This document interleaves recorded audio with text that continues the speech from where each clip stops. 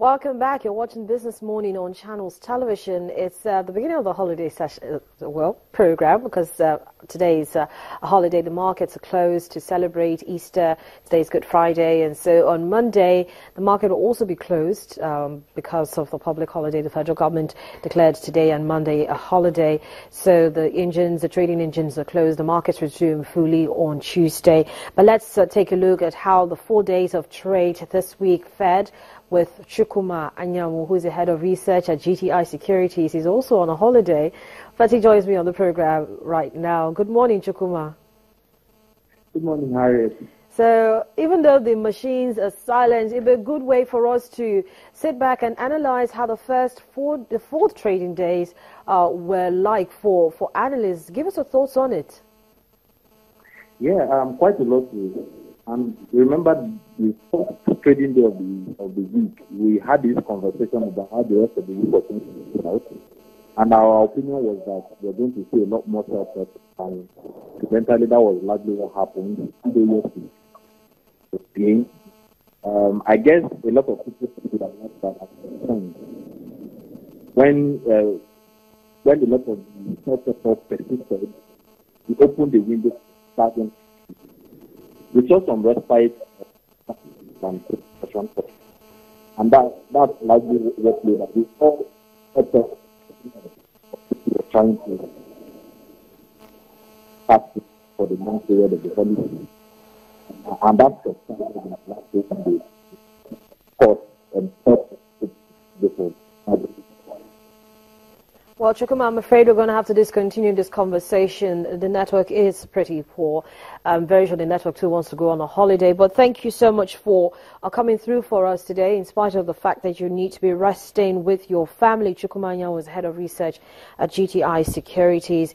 But of course, the market, as I said, is closed. But taking a look at, for instance, the currencies market, we've seen a lot of statements coming from the Central Bank of Nigeria for this week. And for most of this week, we've actually talked about all of those issues coming in from Monday, when the central bank said it would begin to sell dollars to small and medium enterprises because they are largely crowded out by larger firms at the interbank foreign exchange market. So about $20,000 per quarter to MSMEs.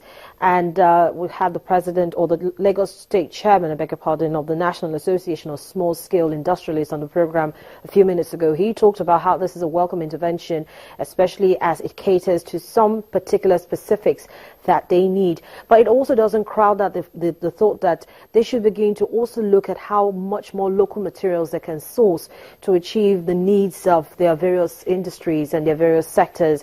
But the SMEs is one particular sector that you need to keep your eye on, because a lot of things are happening there. Forward futures to them now, or 7 to 30 days, should improve business for them.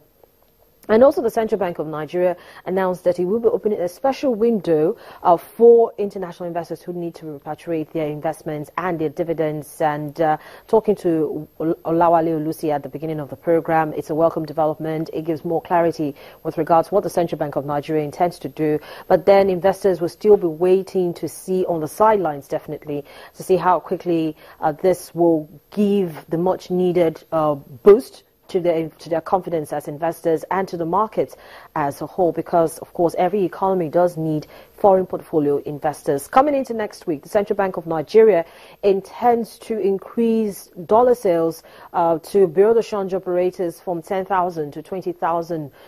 We're hoping to talk to the president of the Association of Bureau de Change operators on this development, and hopefully this should improve the liquidity, further improve the liquidity in the markets. As at yesterday, the Naira closed to the dollar at 410, and in spite of the fact that the trading engines are not working today, that doesn't mean that businesses do not continue, because business must always continue. There's never a holiday for business. And since there wasn't a holiday for us on Business Morning, I'd like to thank you for being a part of today's program.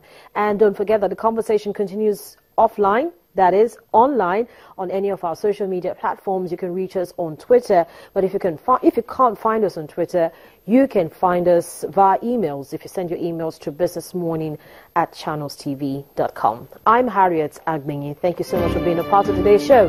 Enjoy your long weekend.